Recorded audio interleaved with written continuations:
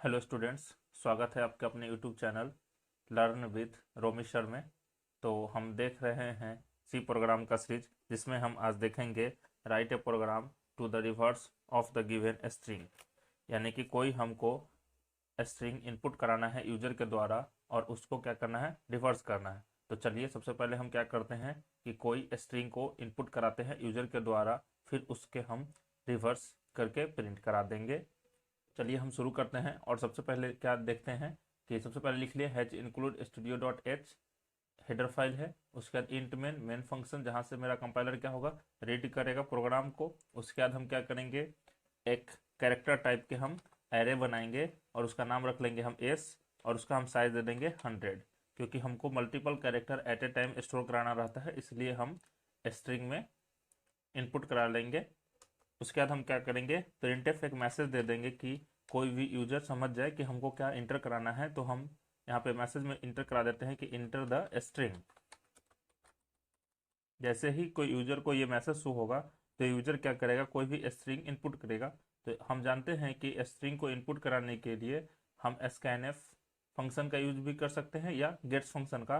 तो हम क्या करते हैं, स्कैनएफ फंक्शन का यूज कर लेते हैं। और स्कैनएफ फंक्शन में एक %s आता है स्ट्रिंग की को इनपुट कराने के लिए, और हम किस में स्टोर करा देंगे, तो इस नाम के वेरिएबल में, जो हम यहाँ पे कैरेक्टर टाइप लिए हैं उसमें। तो ये मेरा क्या हुआ कि यूजर के द्वारा स्ट्रिंग इनपुट हो जाएगा। तो हम सपोज कर लेते हैं कि ये जो मेरा कोई स्ट्रिंग है एस, और इसका साइज जो हो जाएगा वो बाय डिफॉल्ट कहाँ से हो जाएगा, एरे के स्टार्ट होता है 0 से और कहाँ तक चला जाएगा, 99 तक। क्योंकि हम जो इसका साइज दिए हैं वो कितना दिए हैं, 100 दिए हैं। मैक्सिमम साइज यहाँ पे कितना दिए हैं हम, 100 दिए हैं। तो इसीलिए इसका जो मेरा साइज हो जाएगा, कितना हो जाएगा, 0 से 99 तक। उसके बाद हम क्या किए हैं कि यूजर के द्वारा जैसे ही हम यहाँ पे इनपुट कराए हैं स्कैनएफ में %s के साथ, %s क्या है, एक इनपुट का फॉर्मेट स्पेसिफायर है स्ट्रिंग को इनपुट कराने के लिए। %s मिस होता है स्ट्रिंग, स्ट्रिंग को इनपुट कराने के लिए फॉर्मेट स्पेसिफायर हम %s यूज करते हैं। तो हम सपोज कर लेते हैं कि कोई मेरा यूजर है जो इनपुट कराया लर्न, LEARN। ये मेरा जैसे ही कोई भी यूजर इनपुट किया स्ट्रिंग में, तो वो कहाँ आके एस नाम के एरे में, जो ये स्ट्रिंग टाइप का है यानी कि कैरेक्टर टाइप का है, ये इसका डाटा टाइप। उसके बाद क्या है कि अब हमको इसको क्या करना है, रिवर्स करना है। रिवर्स करना है तो अगर हम इसका इंडेक्स देखें तो 0 1 2 3 4 5 6 7 ऐसे करके चलते रहेगा 99 तक। चलिए हम इसको देखते हैं क्या कि कैसे रिवर्स कर सकते हैं। तो यहाँ पे क्या है कि जो मेरा इंडेक्स है 0 1 2 3 4 5, ये क्या है, मेरा इंडेक्स है। तो हम जानते हैं कि जैसे ही कोई मेरा स्ट्रिंग इनपुट होता है तो लास्ट में उसको क्या असाइन हो जाता है, नल, जहां पे कंपाइलर समझ जाता है कि मेरा ये स्ट्रिंग अब इंड हो गया। अब यहाँ पे देखना क्या है कि जो मेरा इंडेक्स s(0) है, ये चला जाए लास्ट में, यानी कि s(4) के पास, और s(4) के जो वैल्यू है वो पहुंच जाए मेरा s(0) पे। अगर हम ये दोनों को स्वैप कर दे, यानी कि अगर हम यहाँ पे एक और नया स्ट्रिंग बना ले, 1 2 3 4 5 का, तो यहाँ पे 0 1 2 3 4, यानी कि s(0) वाला मेरा पहुंच जाए s(4) पे। यानी कि यहाँ पे अगर हम देखें तो ये s(0) का वैल्यू यानी कि l यहाँ पहुंच जाए और ये n यहाँ पहुंच जाए। उसके बाद अगर हम देखें इसको कि s(1) का वैल्यू ये पहुंच जाए s(3) में। s(3) कहने का मतलब कि s नाम का एरे और 3 मीन्स इंडेक्स। तो s(1) और s(3) का जो वैल्यू है वो पहुंच जाए मेरा s(1) पे। यानी कि कहने का मतलब है कि अगर ये नया स्ट्रिंग देखे तो s1 का वैल्यू पहुंच जाए s3 पे, यानी कि यहाँ पे हो जाए e, और s3 का वैल्यू पहुंच जाए s1 पे, यानी कि यहाँ पे आ जाए r। उसके बाद क्या देखना है कि s(2) का वैल्यू s(2) पे रह जाए, क्योंकि इसको तो हम रिप्लेस करेंगे तो ये सेम का सेम ही रह जाएगा। तो इसीलिए इसका जो वैल्यू हो जाएगा मेरा, ये हो जाएगा a। अब आप देख सकते हो कि ये जो मेरा गिवन स्ट्रिंग है यूजर के द्वारा, ये अब रिवर्स हो चुका है यहाँ पे। तो यहाँ पे क्या है कि हम स्वैपिंग ऑपरेशन परफॉर्म करा रहे हैं, यानी कि एक वैल्यू को दूसरे वैल्यू में हम स्टोर कर रहे हैं। तो अगर हम यहाँ पे देखें तो हमको इसके लिए क्या करना पड़ेगा कि हमको एक और टेम्पोररी नाम का एक वेरिएबल बनाना पड़ेगा, जिसमें क्या करना पड़ेगा, S0 का वैल्यू को हमको असाइन करना पड़ेगा। अब जब S0 मेरा खाली हो गया तो S0 में हमको किसका वैल्यू रख देना है, तो S ऑफ 4 का। अब S ऑफ 4 मेरा खाली हो गया तो S ऑफ 4 में हमको किसका वैल्यू रख देना है, तो टेम्प का। तो ये मेरा क्या हो गया, स्वैपिंग ऑपरेशन परफॉर्म हो गया। पहला का वैसे सेकेंड का चलेगा, थर्ड का चलेगा, फोर्थ का जैसे है वैसे वैसे चलते रहेगा, रिपीट होते रहेगा ये स्वैपिंग ऑपरेशन। एक चीज देखना क्या है कि हमको कैसे पता कि यहाँ पे S0 को S4 में ही करना है रिप्लेस, तो हमको तो ये नहीं पता। तो हमको इसके लिए क्या करना पड़ेगा, सबसे पहले स्ट्रिंग को लेंथ काउंट करना पड़ेगा कि कितना लेंथ है स्ट्रिंग का।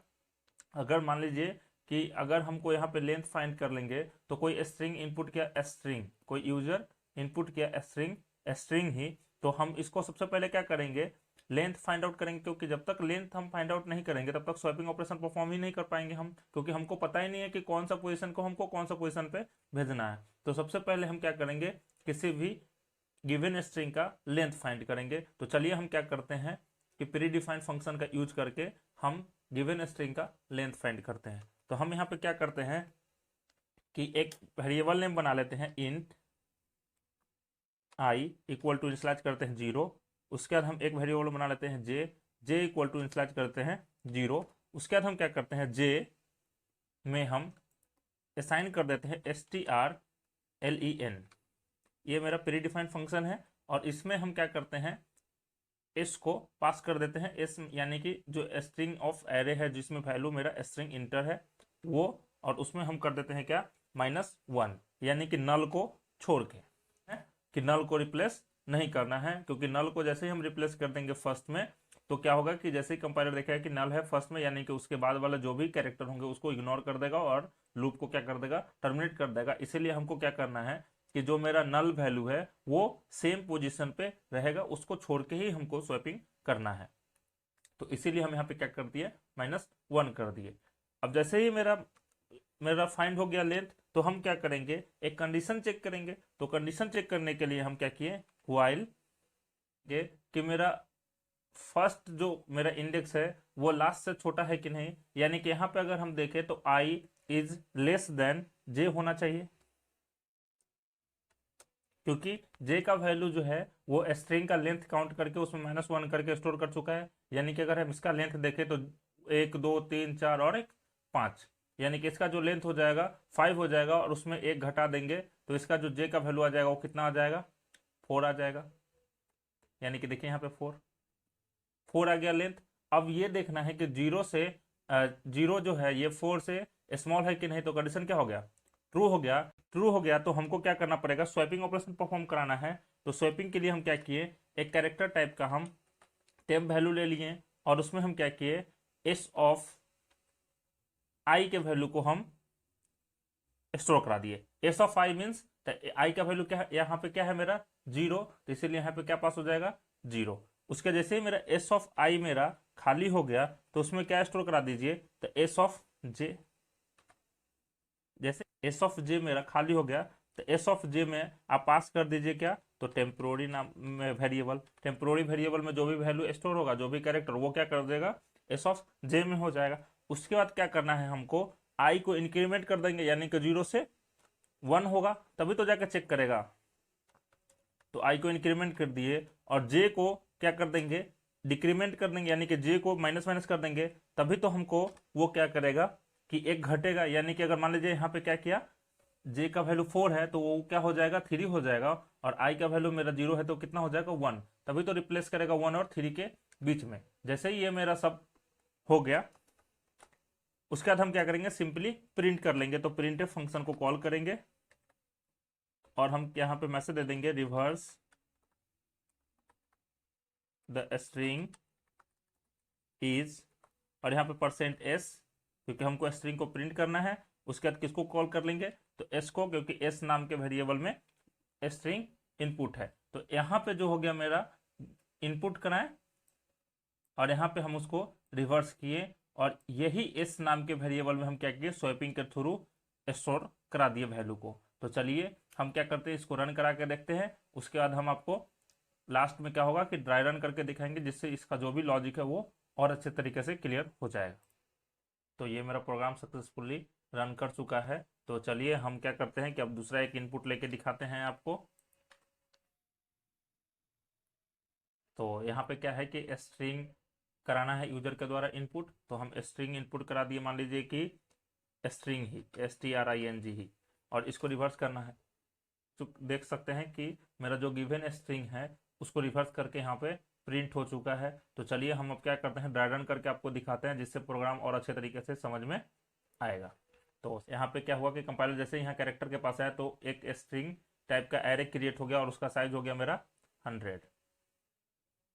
ये जो 100 हो गया, इसका साइज जो है वो मैक्सिमम साइज है, लेकिन उससे मिनिमम जितना यूजर इनपुट कराएगा स्ट्रिंग नंबर्स उतना ही इसमें इनपुट हो सकता है। तो ये मेरा कैरेक्टर है, तो इसमें जो इंटर होगा इसका जो इंडेक्स हो जाएगा 0 1 2 3 4 5 6 ऐसे करके 99 तक चलेगा, 0 से स्टार्ट होके, क्योंकि 100 है मेरा मैक्सिमम साइज, तो उससे ज़्यादा इनपुट नहीं हो सकता।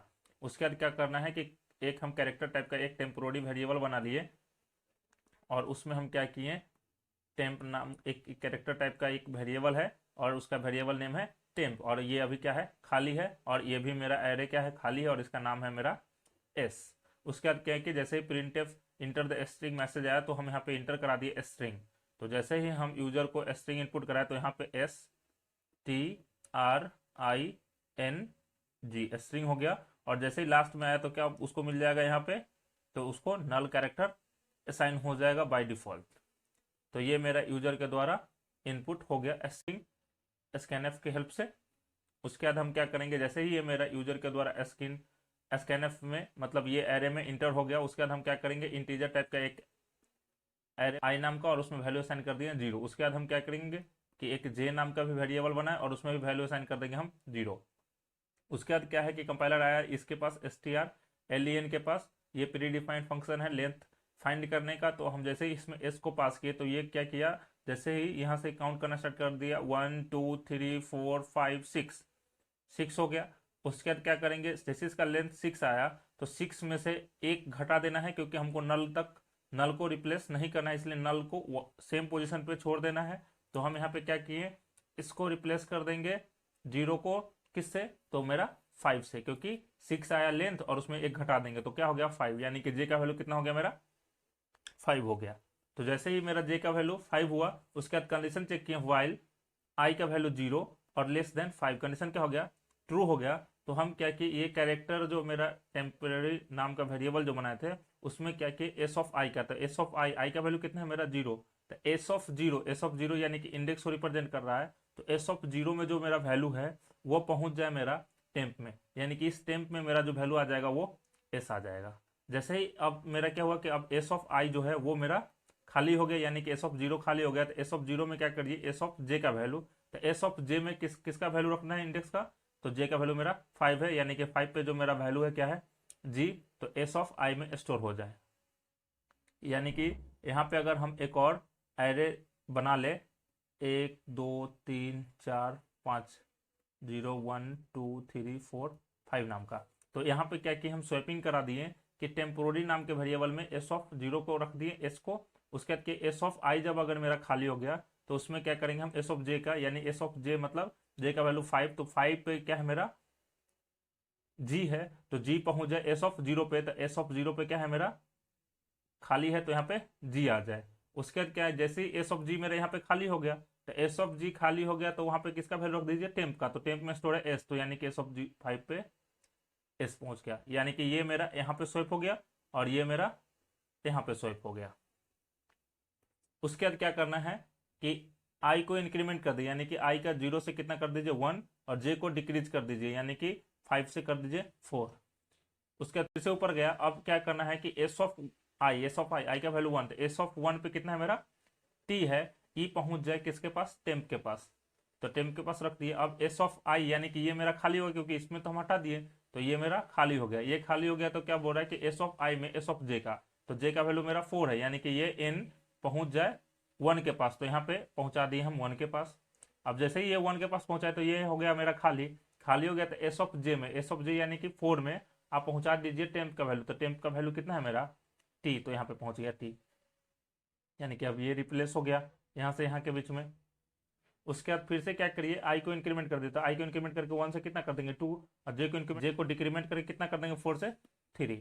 उसके बाद फिर से ऊपर गया कि वो कंडीशन ट्रू था, कंडीशन ट्रू था तो यहाँ पे चेक करेंगे 2 लेस देन 3, कंडीशन क्या हो गया ट्रू, 2 लेस देन 3 कंडीशन क्या हो गया ट्रू, ट्रू हो गया तो फिर से चेक करेंगे। अब चेक करेंगे temp S of I, S of I, I का वैल्यू कितना मेरा 2, तो एस ऑफ 2 के जो वैल्यू है वो पहुंच जाएगा कहाँ, टेम्प के पास। तो एस ऑफ 2 वाला आर है तो आर का वैल्यू पहुंच जाएगा टेम्प के पास, तो आर यहाँ पे पहुंच गया। अब ये आर क्या हो गया खाली, तो जैसे ही खाली हुआ तो एस ऑफ आई यानी आई का वैल्यू 2 और एस ऑफ जे यानी कि जे का वैल्यू 3।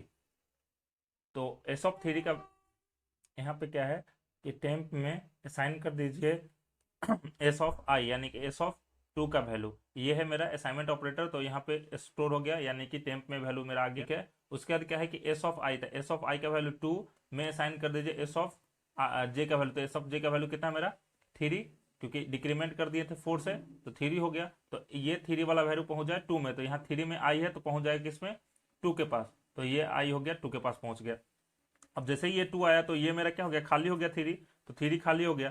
तो एस ऑफ 3 में क्या कीजिए कि टेम्प का वैल्यू स्टोर कर दीजिए, यहाँ पे कंडीशन सब लिखा हुआ है, हम यही सिर्फ कर रहे हैं रन उस समय से। तो एस ऑफ 3 में टेम्प, तो एस ऑफ 3 में क्या है मेरा वैल्यू स्टोर आर, तो एस ऑफ 3 में पहुंच जाए क्या आर। ये है मेरा असाइनमेंट ऑपरेटर, इक्वल टू का होता है असाइनमेंट ऑपरेटर, यानी कि इसका मतलब होता है कि राइट साइड के वैल्यू लेफ्ट साइड स्टोर होगा, कभी भी लेफ्ट साइड का वैल्यू राइट साइड में स्टोर नहीं होगा। उसके बाद क्या कीजिए कि जे को आई को इंक्रीमेंट कर दिए, तो आई का 2 है पहले से था तो अब इंक्रीमेंट करें कितना 3। उसके बाद क्या करेंगे जे का डिक्रीमेंट, यानी कि 3 से कितना हो जाएगा डे का डिक्रीमेंट 2, तो यानी कि जैसे ये कंडीशन अब चेक करने जाएगा तो कंडीशन क्या हो जाएगा 2 से छोटा नहीं है, तो कंडीशन क्या हो गया फॉल्स, फॉल्स हो गया, तो ये प्रिंट कर देगा सीधे रिवर्स ऑफ द स्ट्रिंग। तो यहाँ पे आप देख चुके हैं कि हम रिवर्स कर चुके हैं। तो अगर ये वीडियो आपको अच्छा लगा हो तो प्लीज़ लाइक कीजिए, सब्सक्राइब कीजिए और अपने दोस्तों के साथ शेयर कीजिए। धन्यवाद।